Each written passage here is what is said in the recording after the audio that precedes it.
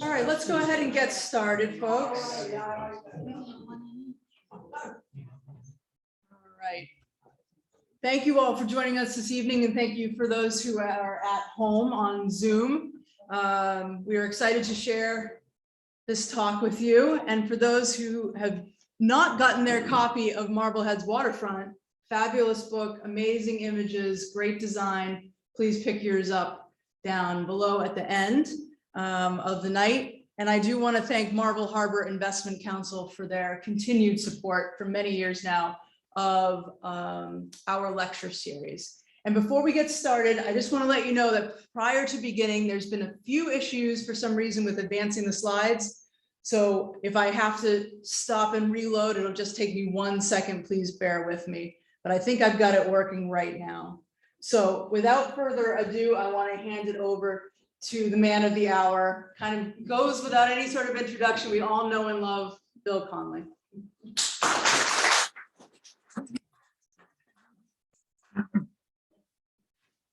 Well, this has been quite an adventure for me to get this produced, but to start off with, this wouldn't be, what you're looking at wouldn't be there if it wasn't for a couple of young ladies.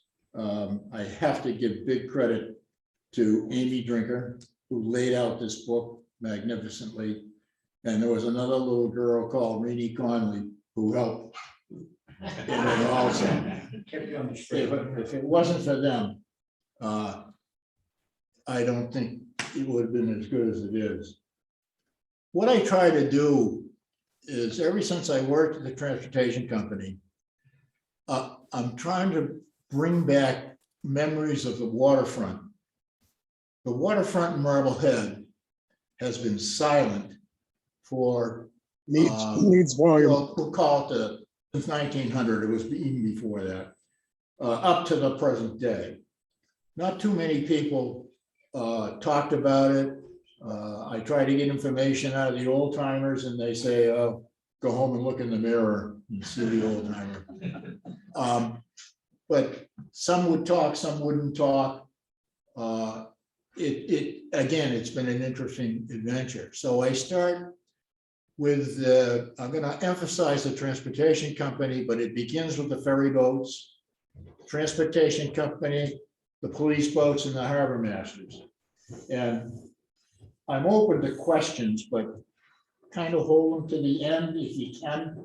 And if it's imperative, just blurt it out. And I'll try to answer it.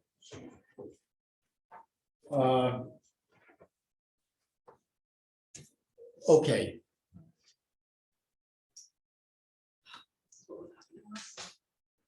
Not sure why, once it starts, it won't stop. Apologies, folks. Never saw her before. No, people get on screen, they don't even know it. Oh, no. All right, hold on 1 sec. Bear with me. If we have to, we might have to do it on a slightly smaller screen here, but get it to work here. It's like if I wait too long, it doesn't want to move forward anymore. Go down to the second one. Okay. All right, let me just share this across. Duplicate. There we go. Okay. Well, I don't know how many of you people remember this guy. This is Phil Clark.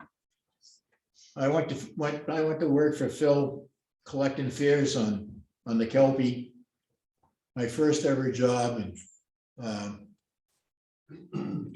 he, myself, Manny Goodwin, and Carl McGee were the young twerps down there at the transportation company. We kept the place alive for quite a while, but there's nothing could be more said about Phil. He was like a father to all of us. That's him in the doorway, sitting on the counter, and he's heading over Rashackle on the Yellow Wharf. But Phil was the manager of the transportation company. He took over from his father, Stacy H. Clark. There has been three managers, Stacy H., well, Phip Tucker was the original one, but he didn't last long. Then his father took over, and then Danny Goodwin took over after that. In the yachting business,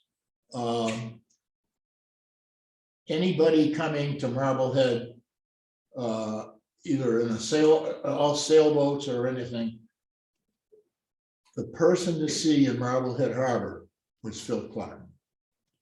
He ran the harbor for quite a few years. He was very generous. And he ran the transportation company. By the way, he was the harbor master, also succeeding his father's death. And he used to get $100 a year for being harbor master. Next, please.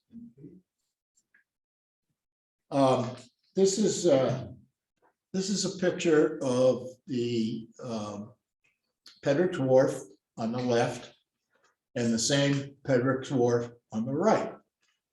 This one on the left is a painting. It's a magnificent painting.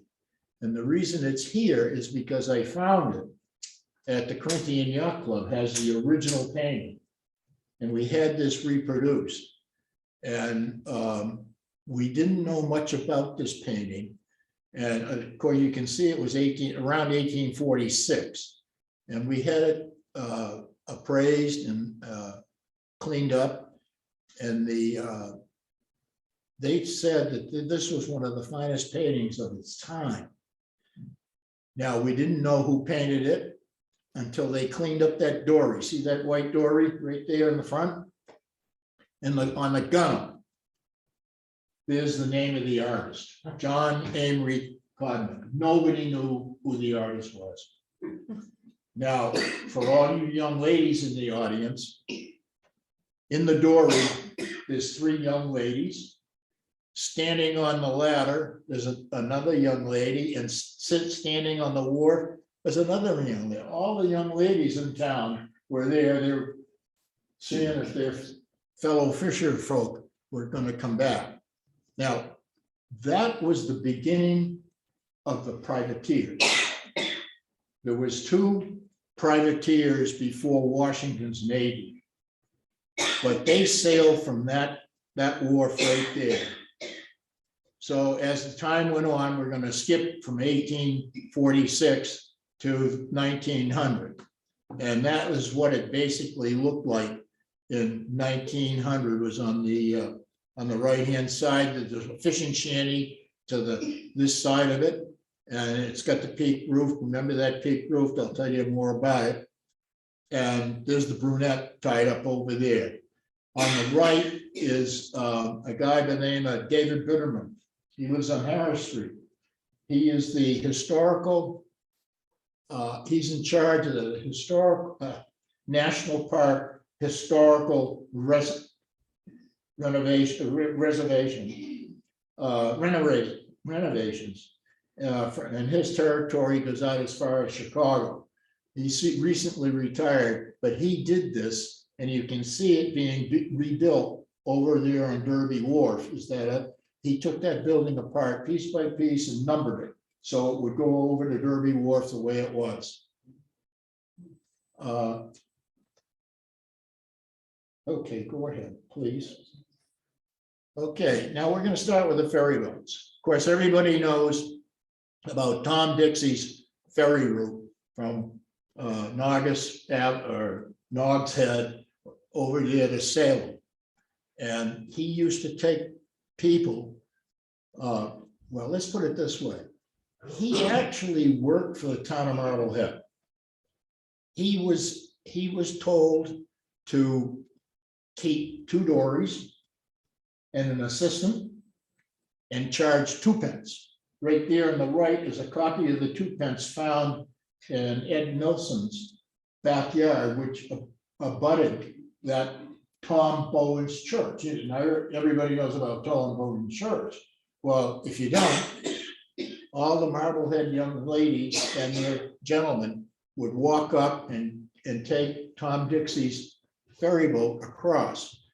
it consisted no more of a dory with a sail assist. It's normal. And the young ladies would get in the dory and go ashore, would go out for us. And there was a little other place there, they call it Tom Bowen's Church. Well, the gentleman used to like to go there because the host was better and so was the wine. So that's why that was Tom Bowen's Church. Now we got to skip Next one. up to the present. This is just after the Civil War, 1890s. Again, here's Union, Peter Union in his dory. Now that he had 3 green dories. And again, the sail on the stern there, that's what the sail assist, and it's typical for all fishing dories to have a sail assist in those days.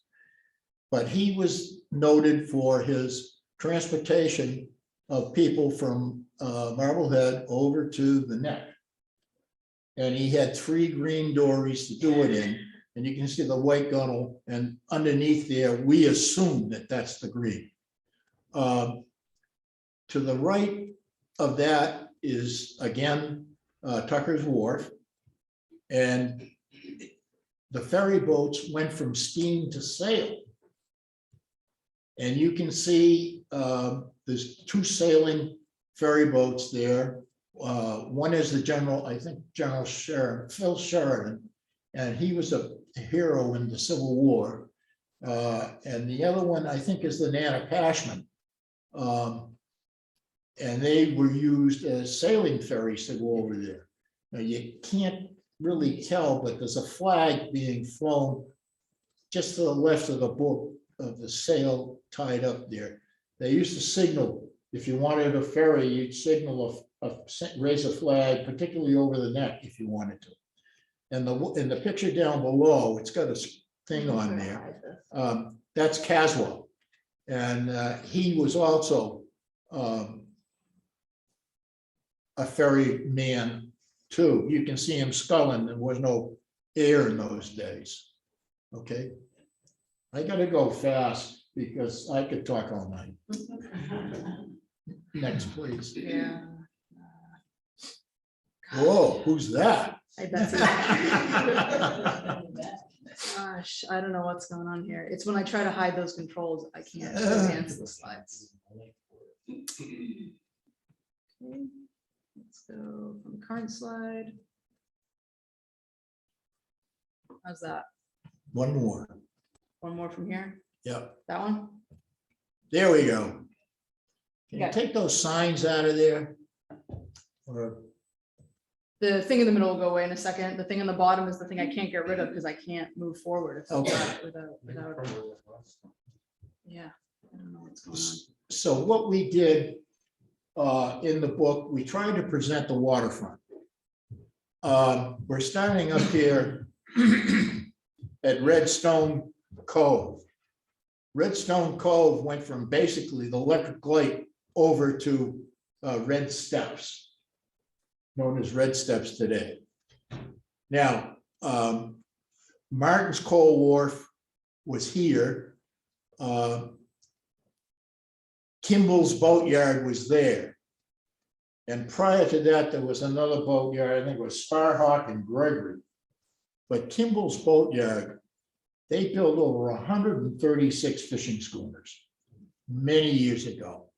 But in order to have these fishing schooners rigged and everything, up here, these 2, that's Barnard Street, I think, and that's alongside the other side. And there's another one. Those are rope walks. Barnard Street was nothing but a rope walk originally, where they made the hemp and the lines for everything. The fish fence hill, of course, they would dry the fish on there. And again, that I'll tell you more about that place because it became Burgess at one time. The electric light was right in there. Then you come to where the Rockmere we know where the Rockmere was. And there was two coves, first cove, second cove. And Skinner's Head was a fish drying place also. But first cove had multiple names. Now, I'm not gonna read them all to you because it'll take too long. It's in the book. Gotta buy the book. But it was known as Jimmy Lane's Cove, Quiner's Cove, Nick's Cove. Well, Nick's Cove's over here. And that's where the Boston Yacht Club is today. But that was nothing more than a coal wharf. All in through there. And these were boat yards in here, unbelievable boat yards. It was the same yards. And by the way, you have to go by generation on the names of these boat yards, because every generation would turn over and somebody else would move into the boat yard. And there was Billows, Quiners, Oxners. Oh heavens, there was a lot of other ones. Keating had a major, they used to build boats right in there. By the way, the Cleone used to haul out right there, believe it or not. They fill all of them, Bill. That looks like they fill all of that. Yeah.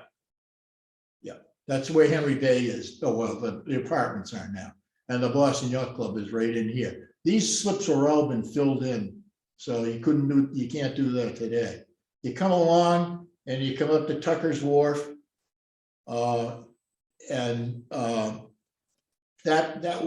talk more about that later. And then the State Street and Leslie Cove. There's no such thing as Leslie Cove except today. That's what people call it. Used to be called East Cove, Atkins Beach, Holman's Beach. It used to be called many, many names. Okay. Am I going too long? No, you're fine. I just don't know what's up with this computer.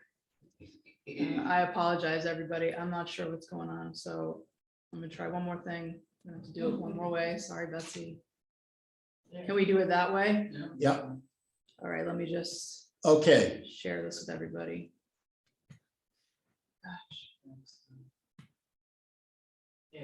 That's the one we want, is right there. Okay. Okay, now this is, again, we're back in the Red Skunk. There's Martin's Coal Wharf right there.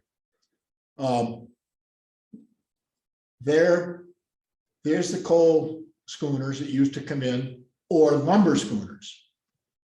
Those, there's not much water there today. That's where the trading company launches their boats, but there's still not much water right there. But coming back, that would have been there. This is Martin's Coal Wharf. That is the Marblehead Boat Club, or it was Martin's office building, but that became the Marblehead Boat Club. And that was basically, the shipyard were mostly Irish, and most of them had a dory or a rowboat or something, and they worked out of there. And of course, now it's Marblehead Yacht Club. You can see the old Catholic church in the distance, which was a magnificent church. That was at the vertex of Roland Street and Prospect Street, just off of Pleasant Street. They tore that down and built the other one on Atlantic Avenue. There's the Electric Light Wharf, the old chimney that's gone. That's the standpipe that used to be on Vine Street. That was taken down in the 60s or 70s. And then you work along here. That's where Kimball's Boatyard was. And all of a sudden, it turned into this guy's place. He made airplanes, Burgess. He had two factories. He had this one here, and he had one down in Barney, or Little Harbor, Barnegat. They manufactured parts down there, and they put them together, I think, up here. And they, of course, they launched them here. However, on false armistice, not armistice, but on false armistice, the factory in Barnegat burnt down. And it also took another major boatyard Stearns McKay, part of Stearns McKay, took it with him. And they lost many of real nice class sailing yachts in that yard. After you come out of Park, it's now Parker's Boat, they call it Parker's Boat Yard today. You'll hear more about that, not from me, but it's in the news all the time now. They don't want to make that a major center. Well, you got a problem there. They call it low water. There's no water there, and it's been a problem to launch boats there over the years. And the Rockmere, the old Rockmere would be up there. Next, please.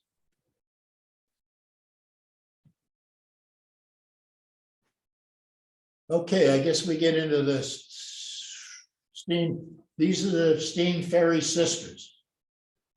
Now, there were five ferry boats. After the sailboats, the steamboats kicked in, and this is the brunette. That was painted black and was owned by Pittman. And now we're getting to the transportation company. Pittman and Phip Tucker got together because Phip was also taking people across the neck in the door. But that was the original steam ferry boat. This is the blonde. That was the second steam ferry boat. Look at the crowd on there. I bet they don't have life jackets for a reason. Yeah, I can guarantee you that in those days. Good luck. And then over here is the Queen. These boats were big, heavy, well-built boats. They were built at the Boston Atlantic Workboat Yard in East Boston. And the Queen, the Queen was built in about that was built 1889, and then came the Queen, which was bigger than the Blonde. By the way, that's what they used to call the upper landing. That's where the Pleon float is today. Next, please. Okay, now the ferry boats used to go from here, Tucker's Wharf, and they would have two landings. You're going to see three landings there, but the first landing was over here at the end of PBD Avenue. It used to be originally called Ferry Lane, and I'll show you a better picture. Well, it's right there. It had a string of floats out there, and it had to have a string of floats because there was no water there at low tide. So they had a problem. So the next stop, they go from there to over here, and that's the Pleon right here. That's the Pleon dock today. Eastern Yacht Club owns it. I think that's the Blonde out there. And that was built by Ephraim Green. And something unusual about Ephraim Green, he sold what is now known as Chandler Hovey Park to the town of Marblehead for $385. And there was an argument about that, but that's when they wanted to put the lighthouse out there back in 1833. But he built this fort here, or this pier, and again, it's still standing. But he owned most of the neck, and all the neck was farmland at that, most of the farmland at that. And they used to send produce across over here, and it went as far as New York, so the books say. It was they were very profitable. At the end of Ferry Lane, I figured, okay, after that, the Ferry Lane was changed to Collier's Cove. That's Collier's Cove. They call it Corinthian Cove today. Jack's Point, Jack Sparhawk, he owned that before the Corinthian was over there. The ferry stopped going in there and went over to the Corinthian. Now, this little place here, I know everybody knows that. Dick, that's over near your house. Ben Whitmore's old place. That's Jack, that was Snow Store. And that's where, if you know anybody, but Henry Whitmore lived there for many years. And the building is still there, it's converted into a house. But this side was a store, and then there was another place in there called the post office. And George Tucker contracted with the United States Post Office to deliver mail over there in the summertime, of course, only, it was summer. And I think it was like $200 and some odd he got the contract for. And he kept that for quite a few years. And there was also a lending library in there. All right, I gotta go quicker than this. Go ahead, please. Okay, there's a, can you raise that a little bit? That's slow. Yep, more. Beautiful. That's the Delta. The Delta was built by Rice Brothers in East Boothbay, Maine. And it came to Marblehead, quote, on its own bottom. And I called looking for where Rice Brothers was, and Hodgson's Boatyard's there now. But I talked to a young lady in the office there. I said, where was Rice Brothers Boatyard in Maine? And she didn't have a clue. She says, wait a minute. She came back and said, well, I'm sitting on the land that had where Rice Brothers was in East Boothbay. That was a long time ago. That was built in, do I have a date up there? 37. In the early 1900s. That was quite a boat. There it is, more recent times. Of course, these were all, by the way, that never had steam. The other boats had steam. This is a picture. There's Art Pierce and Phil helping the people on and off. After it was rebuilt in the late 40s. And there's a little boy right there. I won't tell you his name right now. So next, please. As you can see, the Queen was rebuilt also. The Queen would hold 60 people. There's the blonde back there, hadn't been touched yet.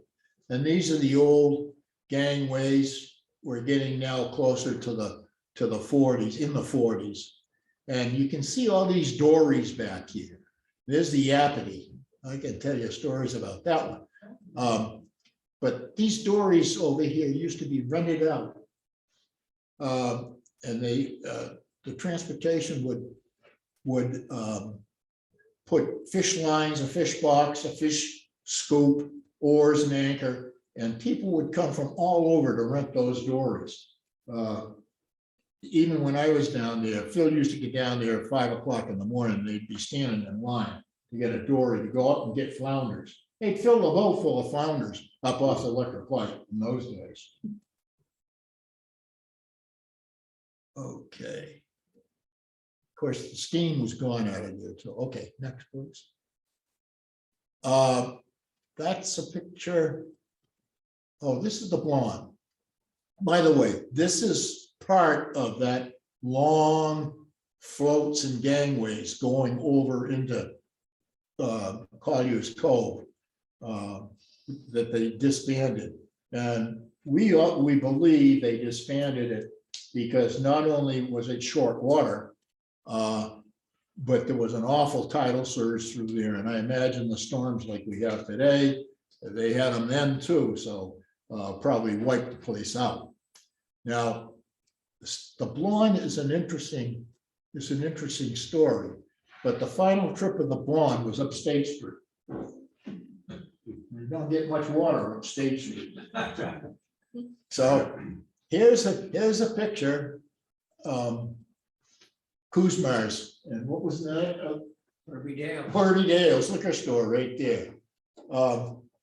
And this is the blonde going up on stringers and rollers up State Street to Muriel Hall's backyard,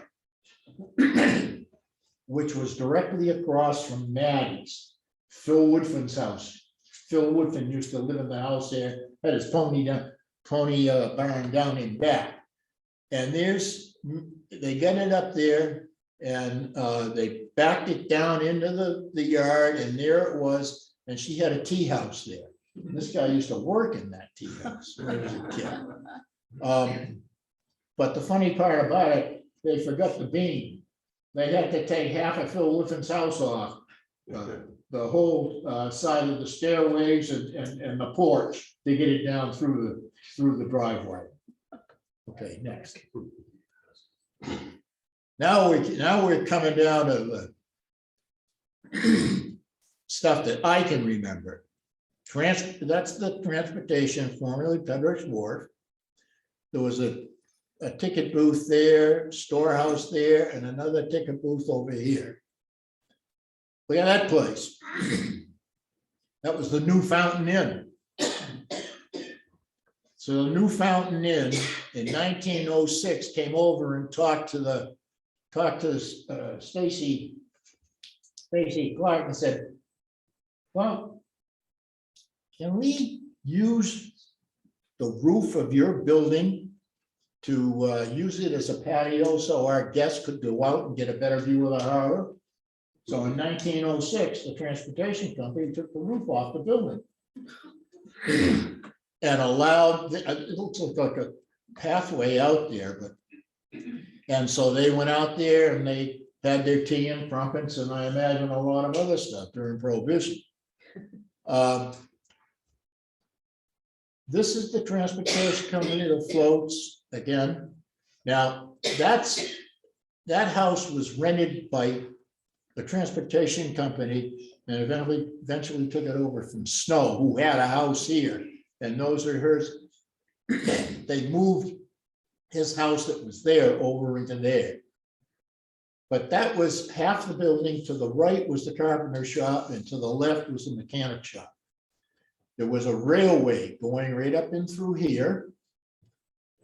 There was an ice house here it's not there now, or in this picture.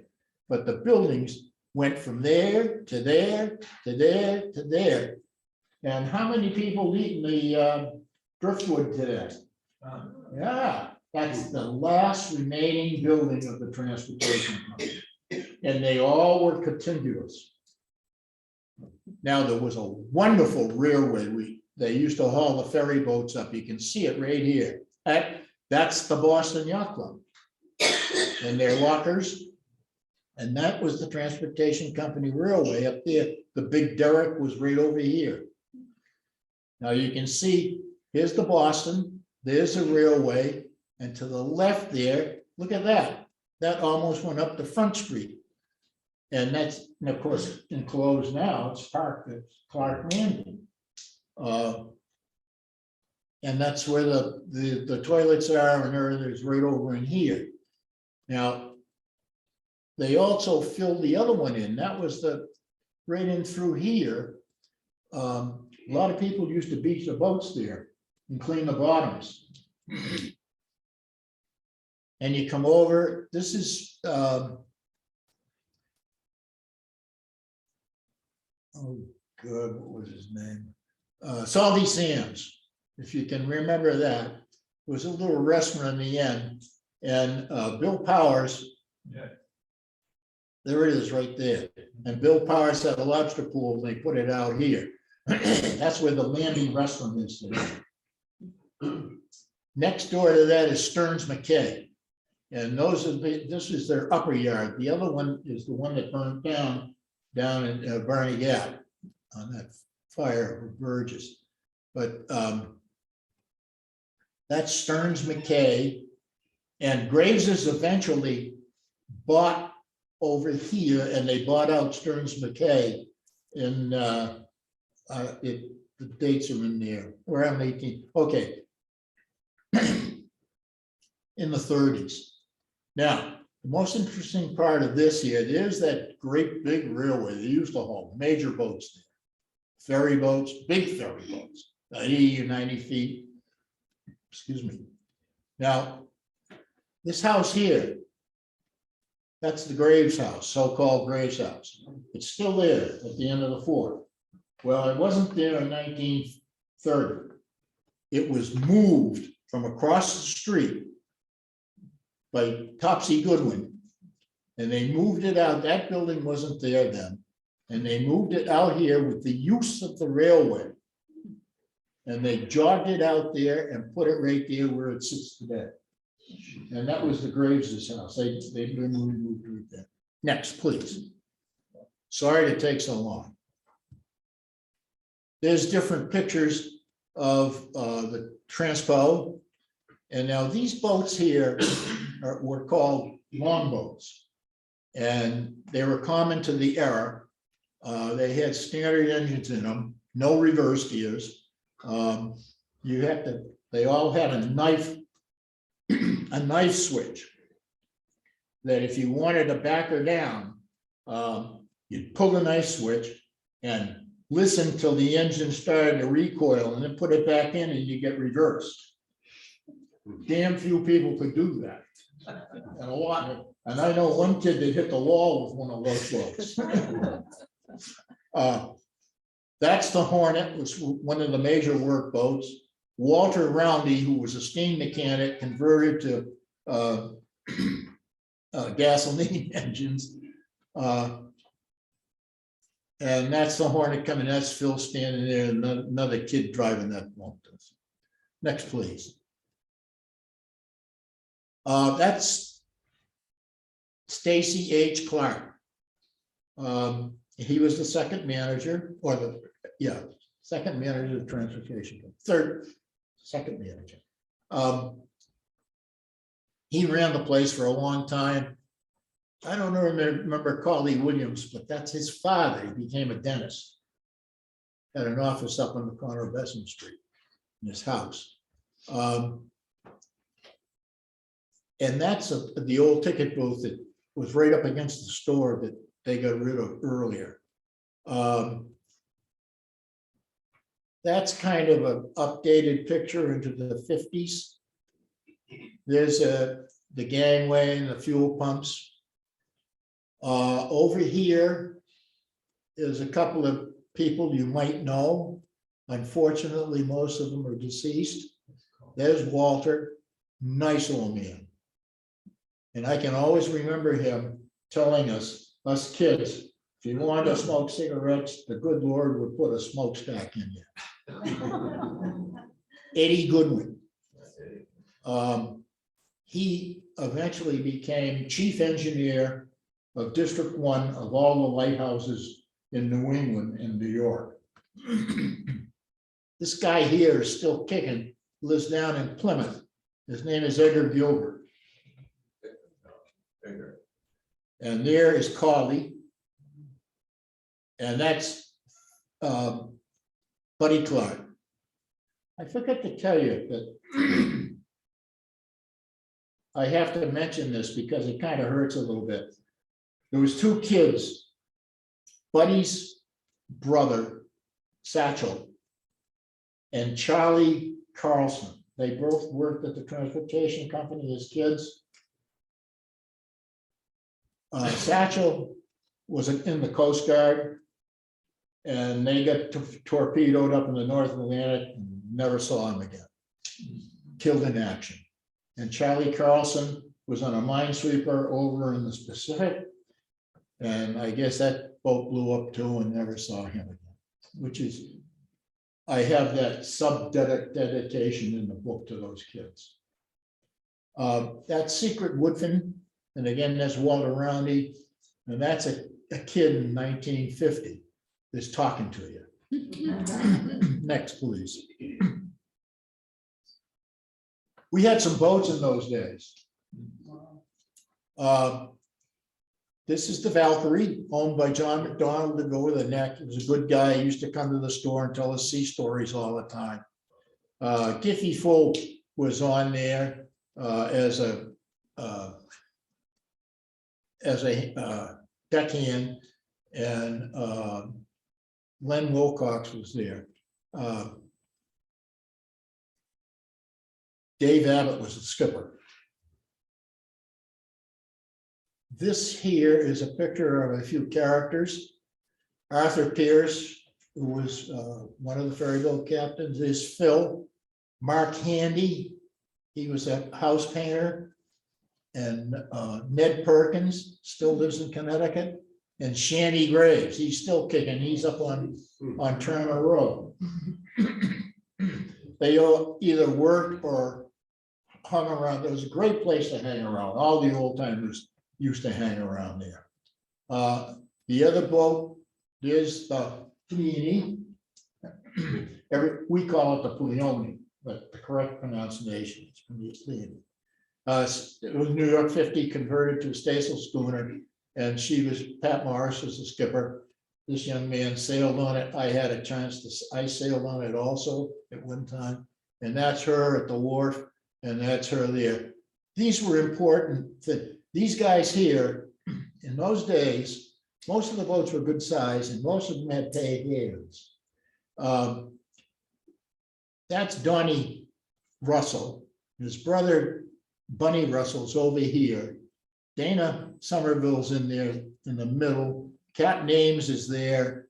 That's Dave Abbott. By the way, he was a doryman out at the Grand Banks in his youth. And this is Frank Connery. He's Deer Island. A lot of the people that were skippers of these boats were from Maine. Good people, and quite honestly, Phil used to take care of them too. They were homesick, every one of them were homesick. They used to hang in the store, and Phil provided certain things for them. Next, please. Now we're going to jump from the transportation company into the police boats. Well, before the police boats, you had an outfit in town called the Massachusetts Humane Society, Marblehead Station 10. This was them in training. Captain Johnny Giles was in charge of it. There's your crew in full dress, and they got a breeches gun right there, I believe it's in there. And this was before the Coast Guard. And their famous thing was the Norseman that went ashore on Tinker's Island Ledge. And they rescued 23 people.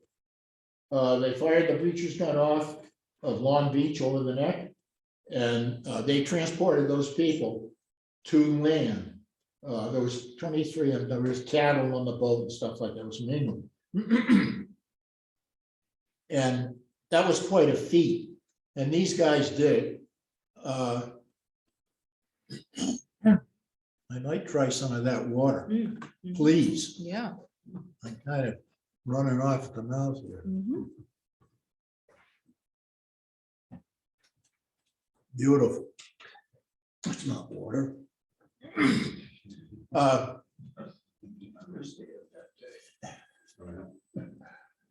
This, their location was at 3 locations as far as I can, my research.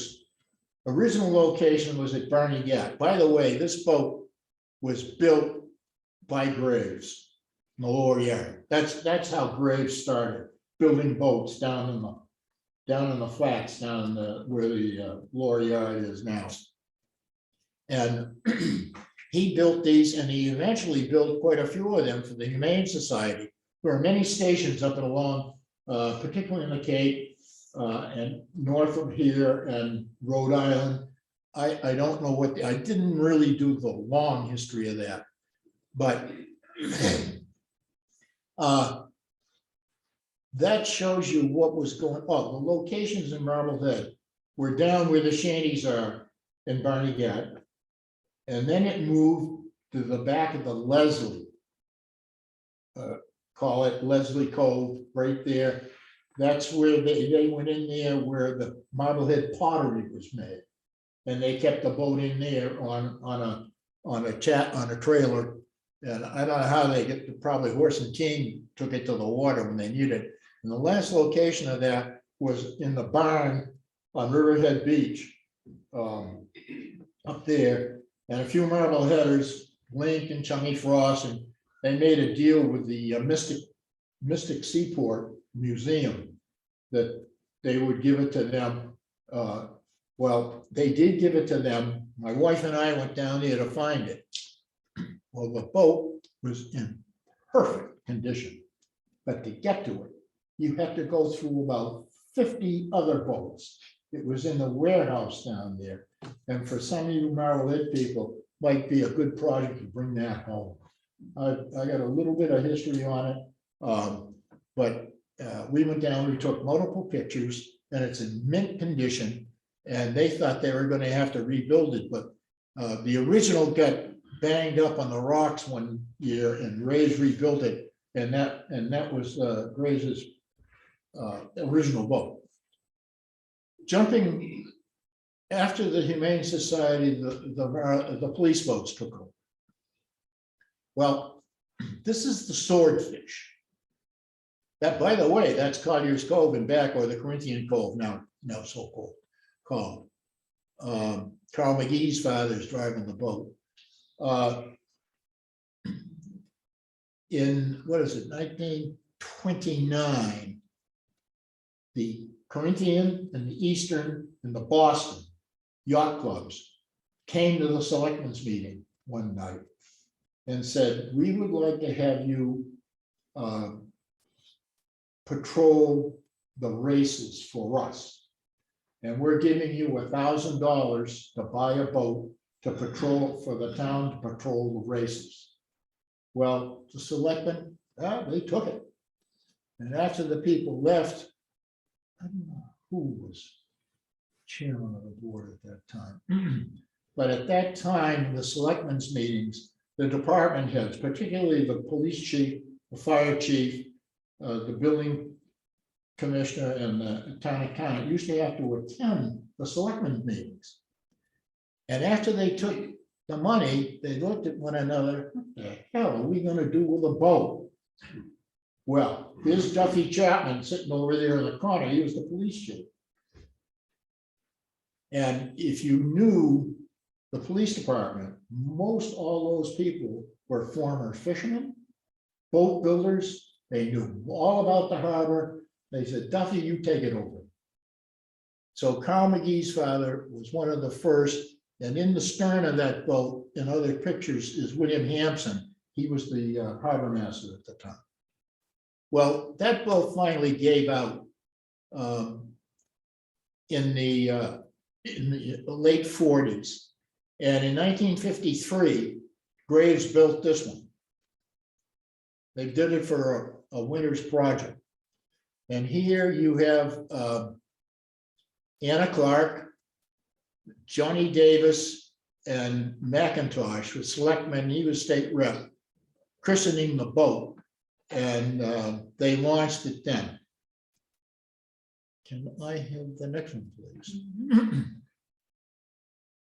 So you might know a few of these people. The real skipper of the boat was Bill Goodwin Sr. He was a cop. And he was a good boat builder. He worked for the transportation company building boats in his spare time. He's not in this picture, but his picture's in the book. But this was taken with the police boat, original crew. There's George Gerard was the chief.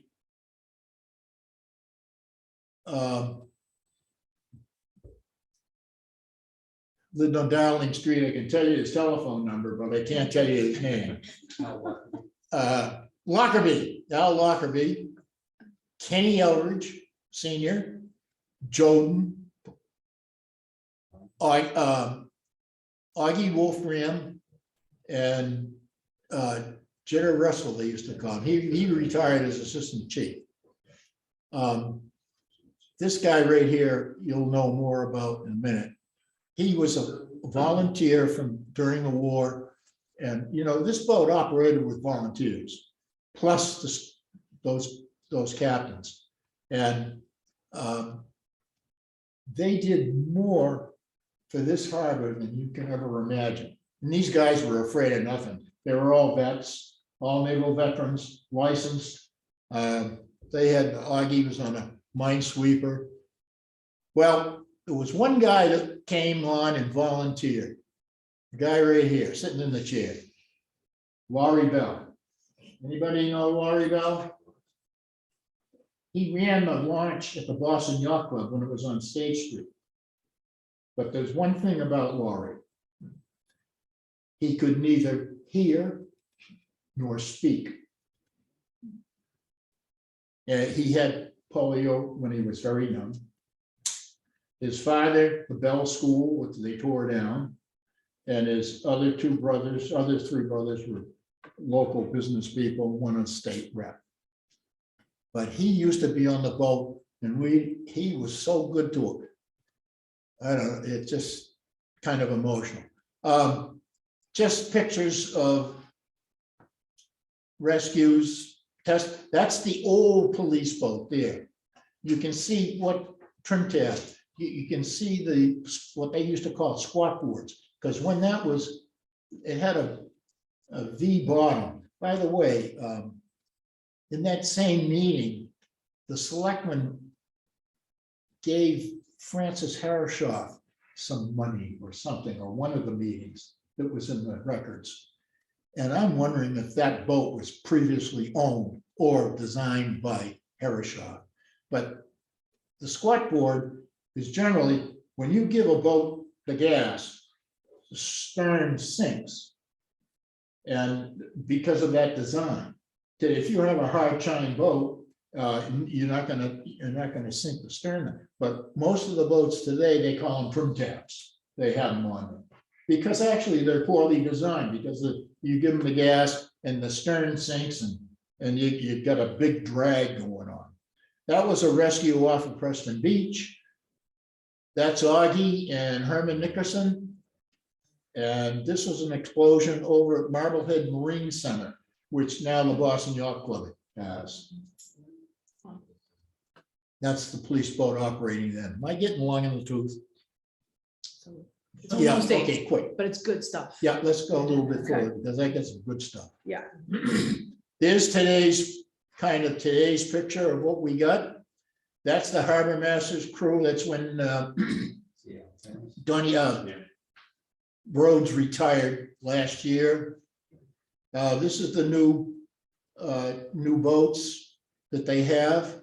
Next, please. This is the Constitution coming in. That's the Constitution in '93. Been here 3 times, and in 1814, when the British were chasing it. But that's the 31 that came from Doris Bartlett. Now this is over here. That's the Mayflower. Doesn't look like the Mayflower, does it? That's the presidential yacht. And a guy by the name of Coolidge had his summer White House in Gallows Point in Swampscott. So in comes the boat, in comes Coolidge. Now, the funniest thing about this is that Coolidge and my grandfather, Arthur Adams, who lived on 2 Ocean Avenue across the street from the fire station, they were both in the state legislature together and in the state senate together. And when my grandfather filed a bill to build a causeway, which was approved in 1910, I'd like to say with the help of President Coolidge and his vote. Next, enough of that. Here we are, we got a little storm situation. Look at the price of the gas. 35 cents. This is the parking lot at the transportation company. That's a normal northeaster. And if people saw that today, they would, oh, we're going to be covered with water in 2 weeks, you know? But that was a usual situation. Look at the height of the water. Of course, you get these things on northeasters, but you also get them at moon tides too. Because your average tide in Marblehead is 8 foot, and a moon tide would be about between 10 and 12. I'm showing it, and this was Front Street a couple of years ago when it got washed out. Well, this is the last slide, and I can take, don't mind me. The harbor's future. Can anyone talk about the harbor's future? And there's many people doing that today. Well, believe it or not, there were 8 breakwaters prepared, were designed for Marblehead Harbor. Only 8. Lockerbie, the guy in the police boat, was the electrical engineer at the electric light for his full-time job. There's a little line right there. He designed a breakwater, 1,200 foot, 20 feet above high water. Perfect. Well, the feds came in and they said, well, after reconsidering that, they moved the coordinates and put the breakwater a little to the north. And actually that aims towards Hospital Point over in Dublin. The reason they did that is because the water, the storm water would refract down into Little Harbor, and they didn't want that to happen because it would have happened with the first proposal. There was 2 private proposals. This is the Corinthian Yacht Club right there. If you can see some green right there, there was a proposal to have a breakwater off of Nahant Street coming in a half moon circle around the Corinthian Yacht Club. Now, you have to understand that 24/7, there's an easterly surge coming into this harbor. And sometimes you can see it, sometimes it's 12 foot, sometimes you can't see it, but it's still there. In the last few years, from the Corinthian, including the Corinthian, all along here down to Bowden Point, all those walls, all those seawalls have been breached and repaired. I don't know how many times. I remember Bruce Eisner's house there. His was breached in '78, and half the lawn went with it. So the storm conditions, that is unbelievable. Let alone, I know the Corinthian lost their pier house at least 3 times. I know the Eastern has lost their pier house and pier multiple times. And all the floats, landings, and also the boats that go ashore too. So that takes care of that side of the harbor. But starting at Fort Sewell, as we have seen at Fort Beach, that would give that somewhat of protection. But let's drop down to Goodwin's Court. The same fellow, Stevens, designed one off of Goodwin's Court. So he designed that one to go in coordination with that one, so there would have been 2.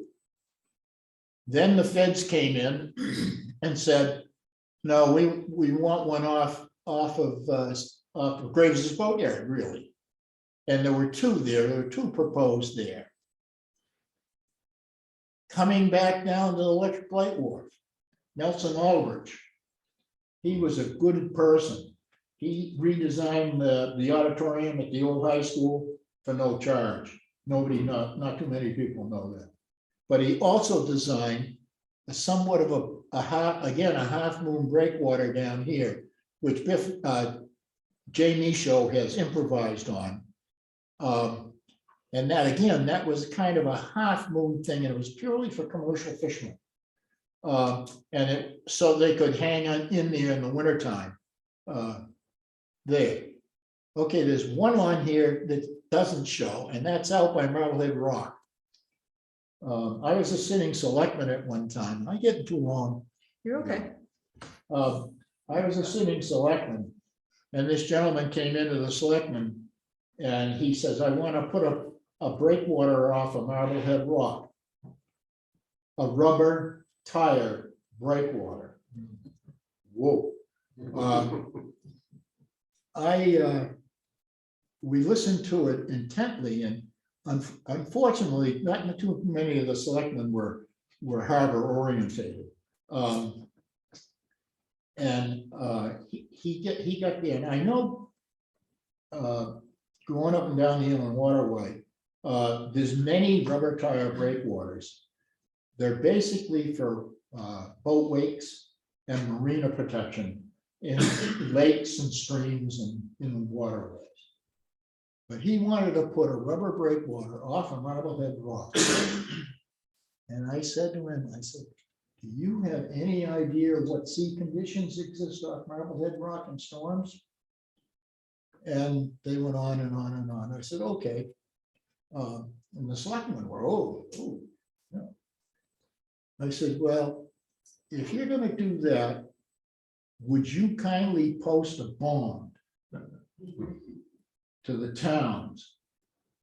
If that breakwater breached and lined the coast with rubber tires, you would pick them up. Now, this is a true story. The guy got up and left and we never saw him again.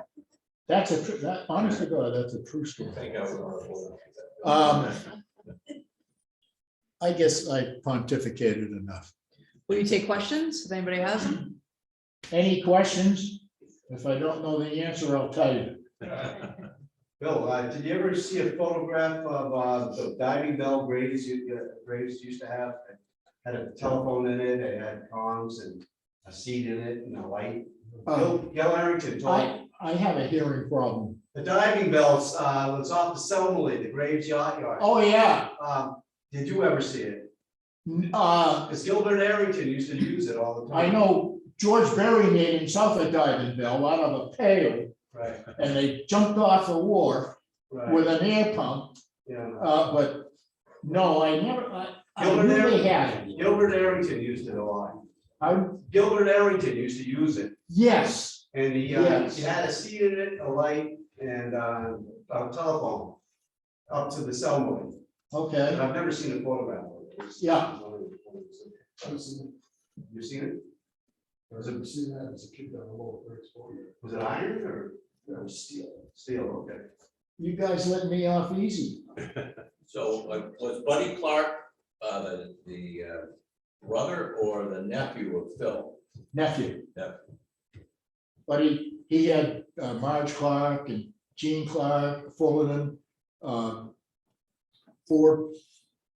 Not related to Loring or George? No. They were brothers. Right. Loring and George were brothers. Bill, you didn't mention the Sea Scouts. Yeah, good point. The Sea Scouts followed up the The Monoboy. Humane Society. And they had the Beachcomber shack down on Front Street. They had a fire in it one night, but that was a good group. Billy Kelly and a lot of local kids were in it. Force it right here. Well, Chummy was the. Huh? Chummy was- War of you guys, Yeah. well, all right, so there you go. No, that was a good outfit. But I'll tell you what I didn't mention, and you're reminding me.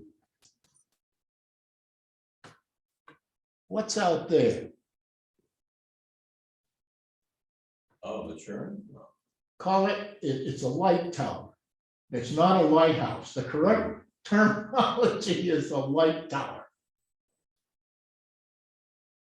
Put your thinking cap on. The Coast Guard is eliminating lighthouses. And they're doing it a lot. They're closing down Maine and on the lakes. By the way, Michigan has the most lighthouses in the country, or they used to. What if the Coast Guard comes around? We have 2 licenses with the Coast Guard. One is a radio transmission license that I don't think is ever used again. There's a disc on the top of the lighthouse, and it was used for the Franklin Street Fire Station and the Harbor Master. However, the other license is that Marblehead has the first right of refusal if the Coast Guard comes to the town and say, we don't need this anymore. So, okay, taxpayers, if it was a school, you'd buy it on them. If they did that, would the town take it? Yeah. And if the town didn't take it, they take it down.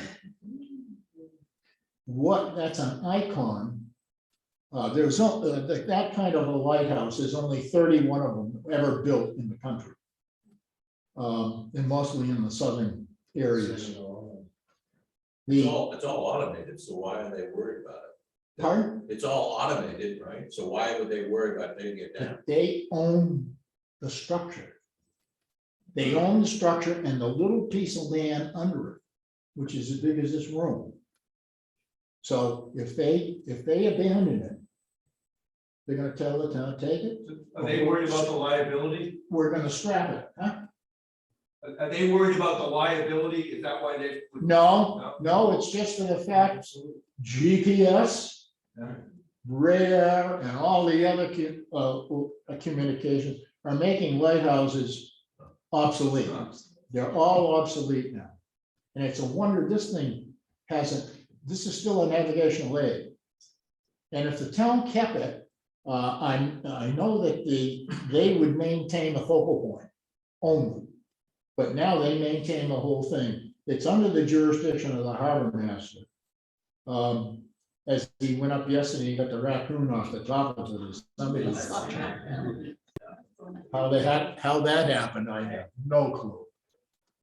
However, there's another thought, what's gonna happen and what Marblehead, because on everybody's stationary and everybody's got the lighthouses on there. What are they gonna do? So there's another one to think about. Okay, So is the critique gonna try to build that breakwater? there's a lot of discussion behind the scenes today. There's a lot of different thinking. But I will tell you that the original breakwater went to town meeting for just $2.5 million, and the town had to pick up like 200,000 or 300,000. And it went to town meeting and 72? yeah, in there. It went to town meeting and the town voted against it. They had a special town meeting in the same year, they voted against it again. The feds came back to Marblehead in 1994 with basically the same design that Al Lockerbie had, and said, we'll give you another chance. It was a wonderful contract. I got a copy of it.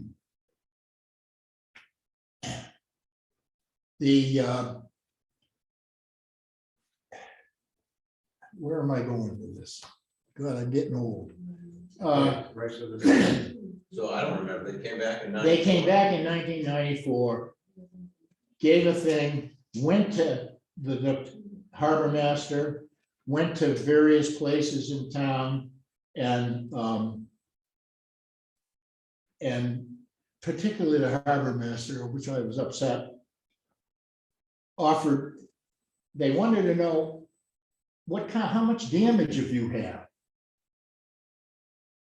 So it's been a calm year, and it was calm over a couple of years, but they never went back to 1950s or to see if they could, what about those breaching of the of all the seawalls and all the floats and landings, and how many times you're going to rebuild State Street Wharf or Telegraph Landing?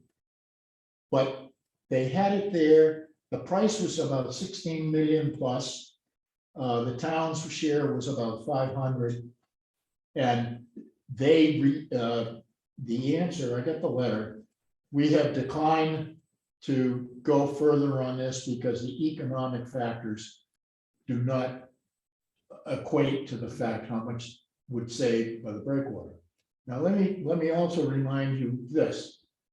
Marblehead Harbor is the largest town employer in the town. You've got boatyards, many of them. You've got commercial lobstering and fishing. You've got yacht clubs. 3 yacht clubs that got 500 members. And then you've got another 2, the Dolphin and the Marblehead. What about the restaurants? What about the grocery stores? What about the marine people? What about the yacht designers in town? You don't hear too much about them. You've got all these people that rely on the harbor. And by the way, none of us would be here if it wasn't for the harbor, that's for sure. I close my case.